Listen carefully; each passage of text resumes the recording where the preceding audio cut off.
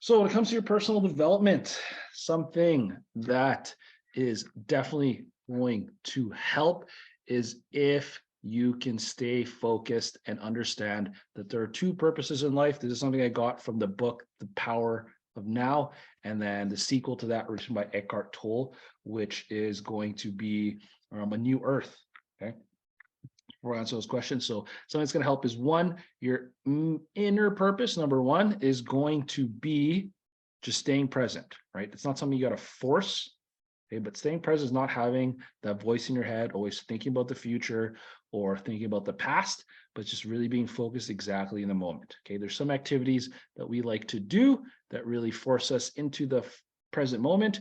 First one for me is going to be working out or training. Once I'm really focused on each movement, it is going to help. And there's other movements that maybe you do with someone you really like that, gets you really focused on that movement. Anyway, little innuendo. But the second purpose is going to be your material purpose. So what do you actually put here on earth to do? That's really something linked to you doing, right? So I'm a firm believer. My purpose here is to teach. How do I know that? Whenever I'm teaching, it's one of those activities where I can immediately shut off my brain and I'm just focused on offering value to you guys. So once you're focused on those two purposes, the inner purpose of, hey, just being present to the moment and going with the flow. And the second one is going to be your outer purpose, still kind of linked to your inner purpose, but that's more linked to what to do. Right. So we got some questions here. For someone starting out, what's the best approach to finding how many burrs you should do?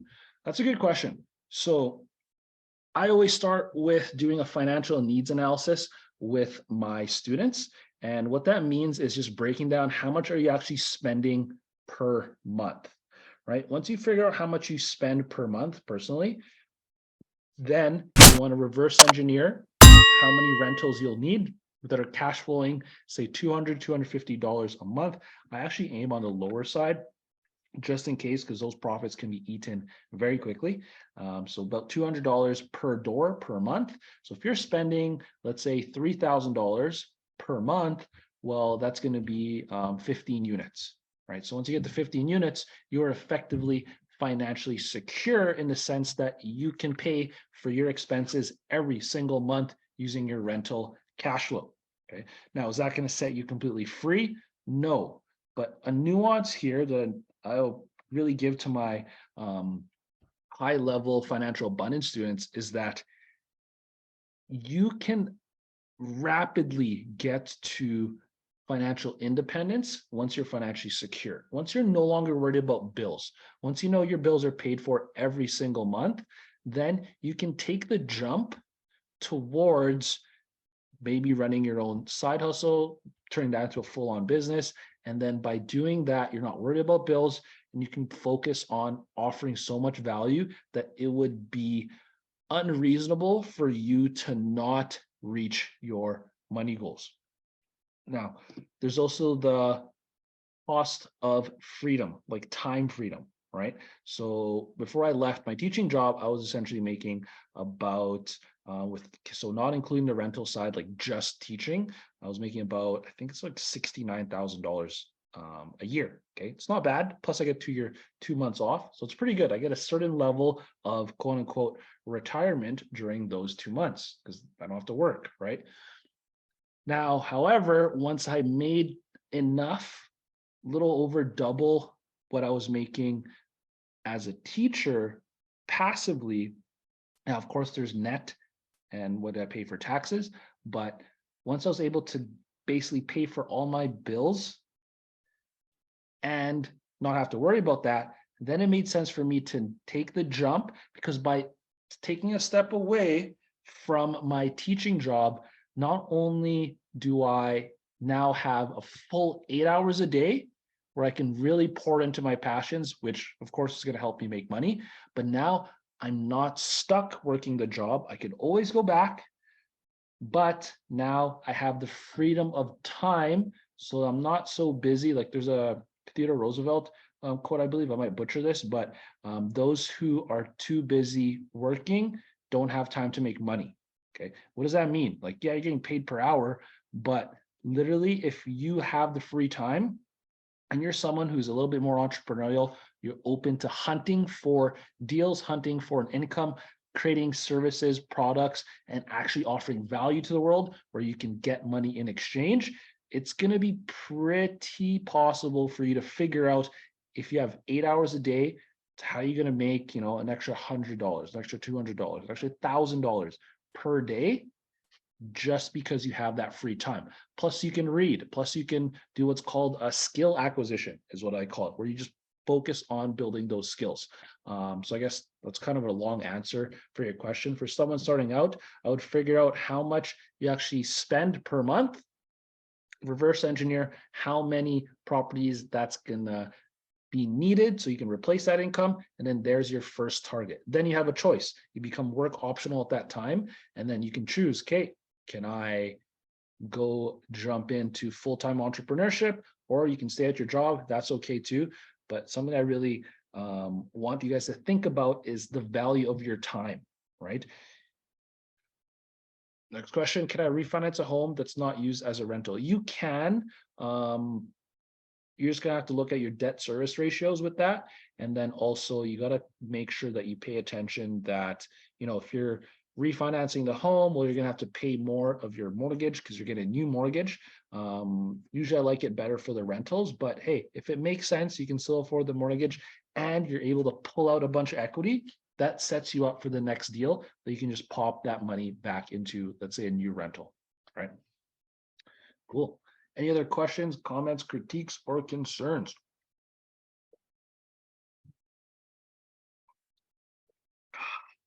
Excuse me. Cool. Hopefully you guys got some value out of this Q&A here. I'm just trying to click this. Awesome, awesome. So something else is going to help, and this is really a concept I like to use whenever I remember or I run into some difficult times when it comes to real estate investing, is this idea that I look at real estate investing, any kind of entrepreneurial endeavor, as it is a personal development program with money at the tail end, right? What does that mean? In entrepreneurship, you're going to go through these hard times. You're going to go through the beginning. It's uninformed optimism. You're like, oh, this is super cool. I've learned about this new real estate thing or this new entrepreneurial thing. I'm super excited. Then you're going to go into informed pessimism. That's when you start realizing like, whoa, like this is actually pretty difficult. I don't know if I could do this. Then you're going to get to the valley of despair. Once you get to the valley of despair, then you're going to be like, this might not work out. Usually people get stuck there. Most people don't even try to do endeavors. They just give themselves excuses over and over again. Well, I'm not going to do this. If you can get past that, then you get into informed optimism, where you're like, hey, I know this takes some work. This is difficult. I'm going to have to work at this every single day, but there is a chance that this happen. This can work out. Then you go into unconscious optimism, where you're just going through the process. You don't have to think about it anymore. And then that leads to success. If you get through that curve, that's where you can essentially have these moments where like you just blow past income ceilings. Denzel asked, what are some of the cons of the BRRRR as opposed to flipping? Good one. So cons of the BRRRR is that, hey, if you need to know your after repair value, you need to understand that sometimes if the after repair value, the ARV is too high, you might not actually cash flow at the end. I see a lot of newbie investors make this mistake. Okay. You need to make sure that after you refinance that you still cash flow, or at least it makes sense if it doesn't cash flow. Okay. And what do I mean by that? If you can pull out a bunch of money tax-free, that you can essentially like, hey, if you can pull up 30 to 60 grand tax-free, and then your cash flow negative like $100 based on market rents or even under market rents, that still makes sense in that you can actually use that $30,000 to $60,000 just to live off of, right? Like that's just, it's going to be tax-free. You can use that. Now don't go blow that on like stupid things, still invest that intelligently, but that is something that is going to help and make sure that you do understand that after repair value. that could be a con. As you know, with flipping, you can stay a little bit more liquid. In a BRRRR, I do see a lot of newbie investors become illiquid very quickly. So one book that I highly recommend is Robert Kiyosaki's BNI triangle. That's the business and investing triangle. It talks about how, yes, you want real estate, but you also want an active business or a job if you do that. And then also, you also want, what's it called? Like your portfolio income. So then you have that triple piece, and that gives you a solid base. Denzel, what, we're supposed to write our numbers? That's funny. I mean, informed pessimism. Yeah, nice. So yeah, it's a lot more difficult, right? But hey, once you get to the valley of despair, we're gonna blow past that. And you've helped me go through my valley of despair, Denzel. So I'm sure that you'll get through it. We can always chat. That's cheaper than debt servicing the money. Cash flow negative is cash flow negative is not great. Yeah, but it's basically debt servicing if you get a big payout. Exactly. Yeah. So Mexico Masterminds talks about that, where yeah, cash flow negative, it's not ideal, right? Like I wouldn't like be looking for those deals, but this idea that you're basically debt servicing that if you can get like that big payout, and that big payout does help. Now, the con is that if you don't get that big payout and your cash flow negative, then that's not really a good deal, right? So you got to weigh out those consequences. And sometimes that big payout just allows you to have cash in the bank, right? Just have cash there. If it helps you sleep at night, I know that helps some of my students. They're a little bit more, or they're a little bit less risk adverse. So then that does help them sleep better at night if they have like an extra 30, 40 grand sitting in the bank, and then they can still, you know, manage their deals that way. Plus you get tax write-offs and mortgage pay down, keep paying off. Yeah, exactly. So remember, real estate is a long-term game, guys. So you got to really look at this. How are you going to do this in the next 10, 20, 30 years? Really the minimum I look at is like 15 years. So that is also going to help when you're dealing with some hard times. Be like, hey, I had this story that I was telling my students yesterday where I'll give you guys a bridge version, but there was a king and he basically went to a monk and he said, hey, I want to know what's important in life. Can you give me something that will remind me of that? The monk forges him a ring, and on that ring it said, this too shall pass. And that is a constant reminder to that king that, hey, if we're dealing with hard times, you can look at the ring and remind yourself, hey, this too shall pass. The opposite side, though, is that if you're dealing with good times, you're celebrating, have all these wins, everything's going great, life is awesome, you'll still remember this too shall pass.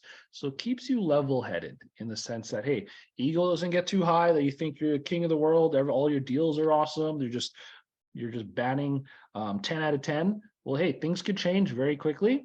So just remember, enjoy it, be grateful, but this too shall pass. If you're going through very difficult times, I've gone through difficult times in my own business where I didn't know how I was going to make payroll. I didn't know how I was going to like pay for the mortgages. I was forced to do some wholesaling, figure out a way, but just remember that this too shall pass. And you're just collecting all these stories, right? These stories are what make life worth it. And you need a little bit of difficulty to enjoy the good times. And then, yeah, Nelson Camp mentions, hey, multiple streams of income are the key. You can't really rely on just one, because if you get that one cut off, you need the other ones to supplement everything. I was doing some training yesterday actually, and it was funny because like once you get really good at building these income streams, well, when people ask you what your job is, you can just say make money, right? Like you just get good at making money. Oh, what do you do for a living? Oh, I'm a rainmaker, right? Once you have those multiple income streams coming in, well, now you can be a rainmaker. Now your job is literally to make money, and you can help other people make money. Okay, one of the reasons why I love teaching, especially this stuff, is because one, it's not taught in schools, and two, there's that dopamine hit that I get when I see someone else make money. Once I see someone figure out, oh, like I can make money doing the things that I like, or I can make money talking about the things that I like, or I can make money staring at a wall if I wanted to. Now, I work with high performers, so that's kind of a joke that we had, that we still get paid even if we decide to stare at walls. But would you actually stare at a wall? No, you're probably going to go out there and do something, right? Create another product, create another service, offer value to the world.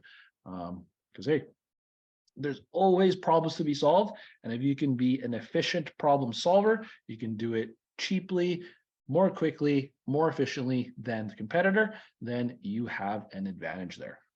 Or you can also just build a brand and people trust you, people know that you're able to execute. And then yeah, Nelson says I'm a capitalist. Yeah, me too.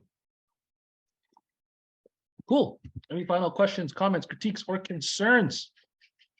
If not, I am going to let you guys go. And then Nelson mentions you get paid according to the complexity of problems you solve.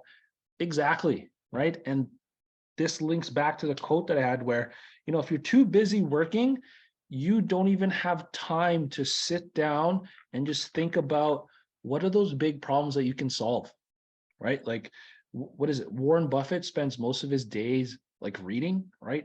Reading is akin to thinking. Writing is akin to thinking. If you can get paid to think and solve those problems, then you can bring that to market. And then that's how you essentially are able to solve other people's problems, get paid to do that. Simon asks how to be bulky like you. That's hilarious. My girlfriend has me on a new skincare routine now that I have extra money to afford that. So yeah, I used to have really bad acne as a kid. So thanks. That helps boost my ego a little bit. I appreciate you. Nelson Camp, what's the best real estate asset class to invest in? Ooh, that's a good one. I know Nelson likes you like your multifamily. I want to get into multifamily as well.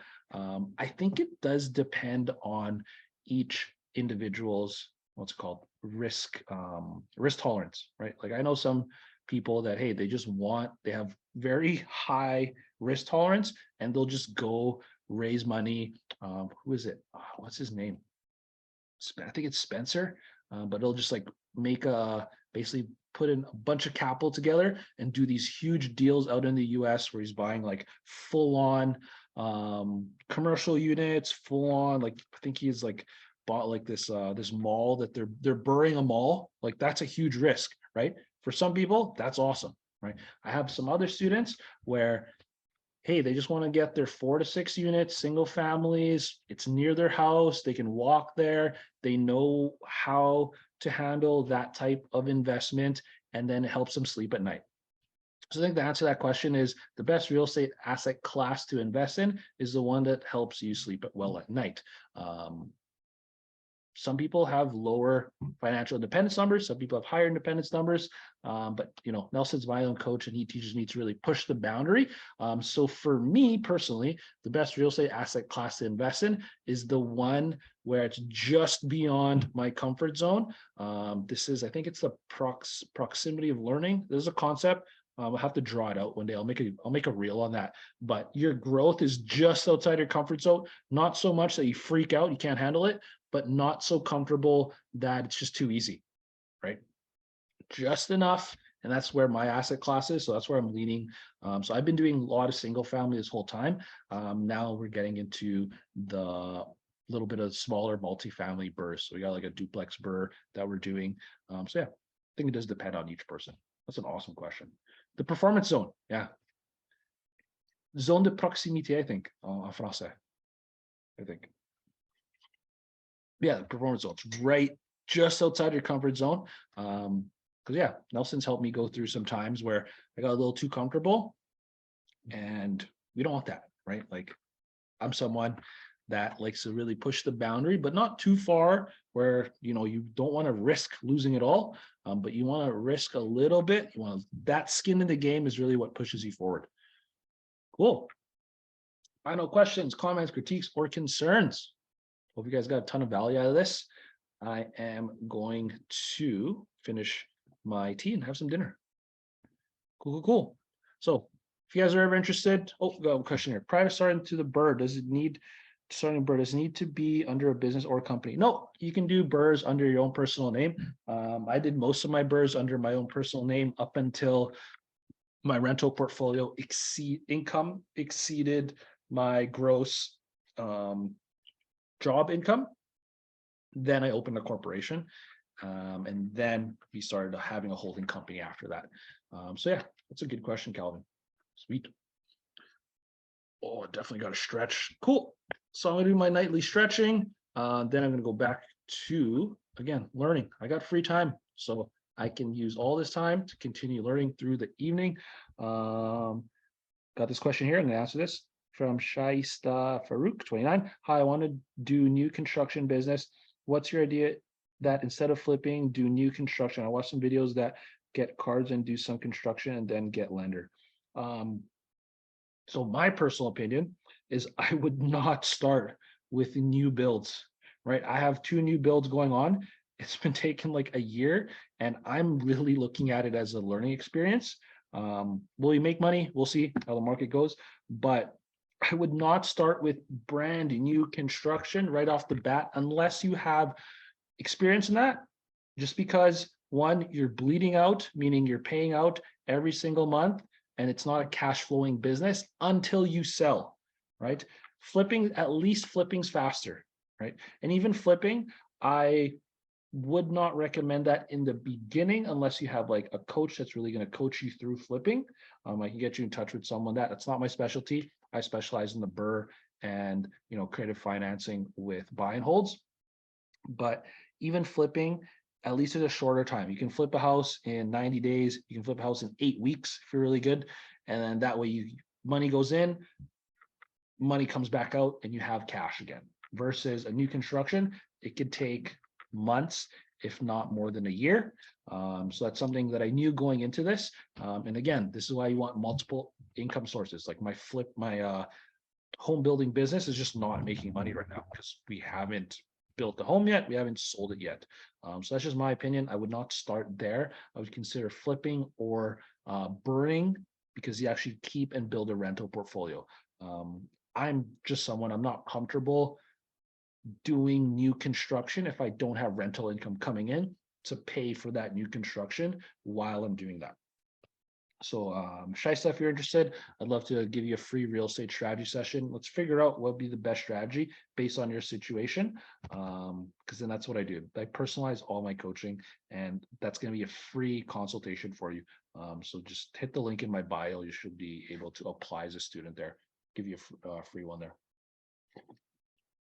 Cool. Final questions, comments, critiques, or concerns? If not, I'm going to get out of here. Count it down. 3, 2, 1. Okay, you guys were awesome. Hope you guys got a ton of value out of this. And for the ones that are rewatching this from home, when I put this on YouTube, put your comments down below. It really does help us make some new content. And then really that's what helps inspire me. What do you guys need? How can I help you guys more with these free videos? So talk soon and peace.